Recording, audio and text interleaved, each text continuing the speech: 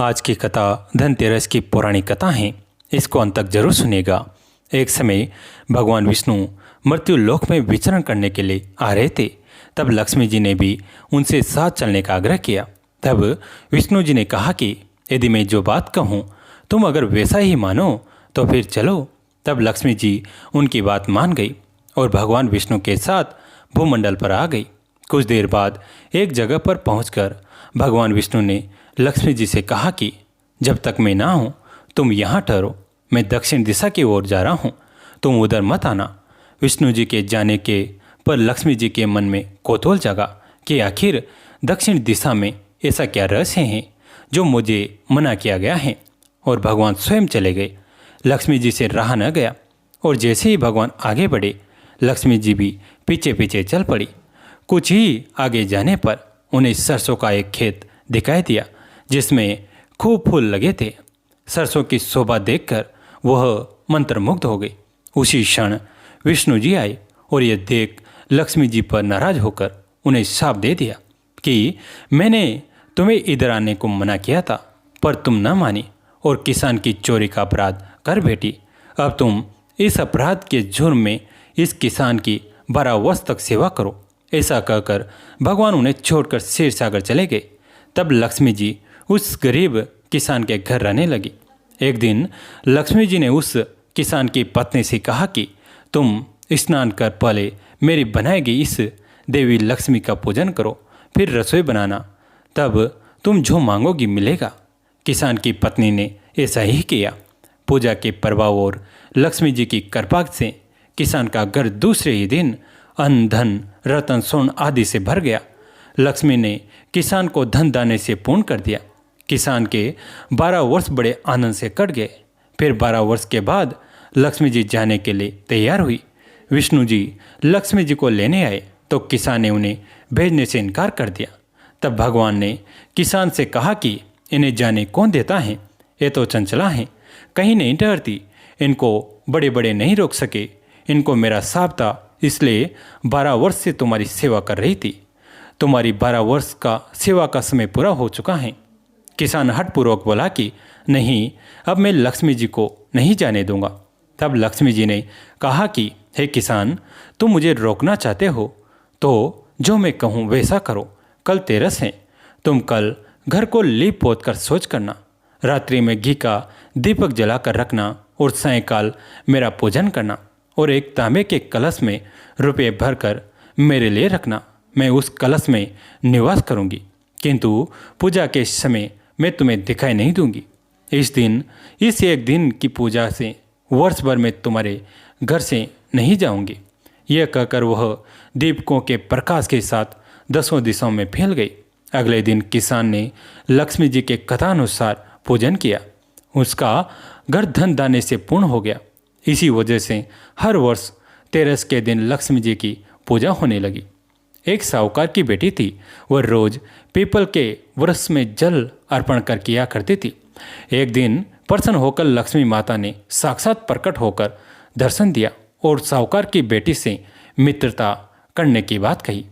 साहूकार की बेटी ने मित्रता से पूर्व अपने पिता से अनुमति लेने की बात कही। साहूकार की बेटी घर आती हैं और सारी घटना का वृत्तांत कर सुनाती हैं। यदि तुम्हारी मित्र स्वयं लक्ष्मी माता बने तो इससे उत्तम और कुछ नहीं। अगले दिन साहूकार की बेटी पीपल को जल अर्पण कर लक्ष्मी माता के साथ मित्र बन जाती हैं। लक्ष्मी माता एक दिन साहूकार की बेटी को अपने घर भोजन पर आमंत्रित करते हैं। साहूकार की बेटी लक्ष्मी माता के घर जाती हैं और वहाँ साहूकार की बेटी को स्वर्ण का आसन बैठने को प्राप्त होता है। लक्ष्मी माता साहूकार की बेटी का आतिथ्य करते हैं और सोने की थाली में भोजन कराते हैं। इस प्रकार के अभूतपूर्व आतिथ्य सत्कार से साहूकार की बेटी प्रसन्न होती हैं और साहूकार की बेटी यह कहकर विदा लेते हैं कि अब आपको मेरे घर आतिथ्य ग्रहण करना होगा। यह कहते हुए साहूकार की बेटी विदा लेती हैं और अपने घर आकर उदास मन से बैठ जाती हैं। पिता ने कारण जानना चाहा तो साहूकार की बेटी आतिथ्य सत्कार के पूरे दृश्य को पिता के सामने रख देती हैं और ये कहती हैं कि मैं माता लक्ष्मी को कैसे निमंत्रण करूं, उनका कैसे अवभगत करें। साहूकार अपनी बेटी को दिलासा देता है, जितना हम में सामर्थ्य होगा हम अपने सामर्थ्य के अनुसार माता का आतिथ्य सत्कार करेंगे। अगले दिन एक चील नौलखा हार लेकर उड़ा जा रहा था। अचानक उसकी चोट से वो नौलखा हार छूट जाता है और साहूकार की बेटी के पास आ गिरता है। वो हार साहूकार की बेटी को मिलता है। उसकी प्रसन्नता का ठिकाना नहीं रहता। साहूकार की बेटी उस नौलखा हार को बेचकर माता लक्ष्मी के आतिथ्य सत्कार की तैयारी करते हैं। माता लक्ष्मी तथा गणेश को अपने घर निमंत्रण देते हैं। निमंत्रण पाकर माता गणेश जी के साथ साहूकार के यहाँ जाने को निकलती हैं। आगे आगे गणेश जी, पीछे से माँ लक्ष्मी जी साहूकार के घर प्रवेश करते हैं। साहूकार व उसकी पुत्री दोनों अतिथि का हृदय से स्वागत करते हैं। उन्हें बैठने के लिए आसन दिया जाता है। वो दोनों आसन पर विराजमान होते हैं और साहूकार की बेटी द्वारा बनाए गए व्यंजन का भोग गणेश जी अथवा लक्ष्मी जी को लगाते हैं। जब लक्ष्मी और गणेश जी अतिथि सत्कार ग्रहण कर विदा मांगते हैं तो साहूकार की बेटी ये कहते हुए उन्हें रोकती हैं कि मैं अभी बाहर जा रही हूँ, वहाँ से आऊँगी तब आप हमारे घर से विदा लेना। इतना कहकर साहूकार की बेटी बाहर चली जाती हैं। फिर वह लौटकर घर नहीं आती। लक्ष्मी अथवा गणेश जी साहूकार के घर सदैव के लिए निवास करते हैं। श्री राम अपने पिताश्री की आज्ञा और माता के वचनों का पालन करने के लिए 14 वर्ष का वनवास स्वीकार करते हैं। इस वनवास के दौरान उन्हें अनेकों प्रकार की समस्याओं का सामना करना पड़ता है। उनका जन्म शायद इन्हीं समस्याओं से लड़ते हुए ऋषि मुनियों को अभिदान देना, असुरों का नाश करना के निमित्त हुआ था। राम ने अपने जन्म के उद्देश्यों को भली भांति पूर्ण किया। वनवास के दौरान उन्हें असुरों का नाश किया, ऋषि मुनियों को अभिदान दिया, धर्म की रक्षा करते हुए उन्होंने असुरी शक्तियों को समाप्त किया। इसी क्रम में उनकी भार्य सीता का हरण राक्षसों के राजा रावण द्वारा किया जाता है। श्री राम साधारण मनुष्य के भांति वानर, भालू आदि की सेना लेकर उन मान असुरी शक्तियों से युद्ध करते हुए विजय प्राप्त करते हैं।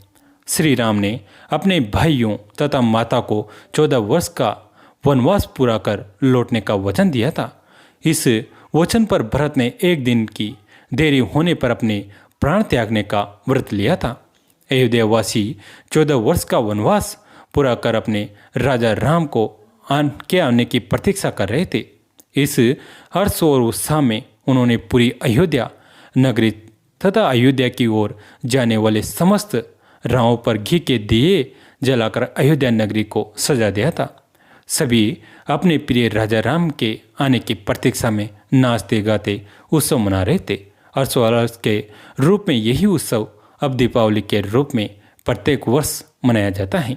आज के दिन माता लक्ष्मी के आगमन का भी समय होता है। जो भक्त सच्ची निष्ठा और श्रद्धा के साथ माता लक्ष्मी की पूजा अर्चना करता है उसका घर सदैव सुख समृद्धि धन वैभव से भरा रहता है।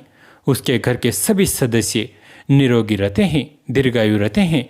अतः आप सभी को भी माता लक्ष्मी के आगमन हेतु सच्ची श्रद्धा और आस्था रखनी चाहिए। कैसी लगी आज की कथा कमेंट में बताइए। अगर अच्छी लगी तो लाइक कीजिए और अपने दोस्तों के साथ, फैमिली के साथ शेयर कीजिए। कहानी अंत तक सुनने के लिए आप सभी का तहे दिल से धन्यवाद।